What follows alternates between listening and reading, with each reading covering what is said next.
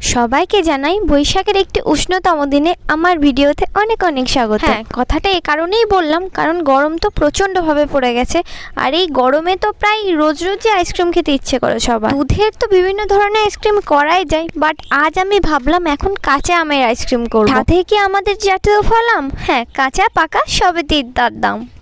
তো তার জন্য আমটাকে পুড়িয়ে এই যে খোসাটা ছাড়িয়ে তার মধ্যে থেকে পুরো শাঁসটা আমি বের করে নিয়েছিলাম।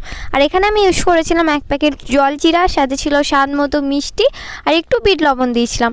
তারপরে এই যে আমের যে শাঁসটা বার করে রেখেছিলাম সেটা দিয়ে দিলাম। আর তাছাড়া সেদিন দোকান গিয়ে চোখে পড়লো এই যে জেলিগুলো, যেগুলো আমরা ছোটোবেলায় প্রচুর খেয়েছি।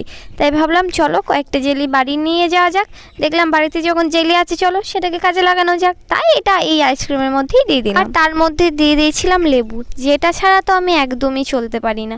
তো যাই হোক, এই যে তারপর আইসক্রিমের একটা মোল্ড কিনে রেখেছিলাম। ও হ্যাঁ, এখানে কিছুটা না কাঁচা আম আমি গ্রেট করে দিয়েছিলাম, যেটা বলতে ভুলে গেছি।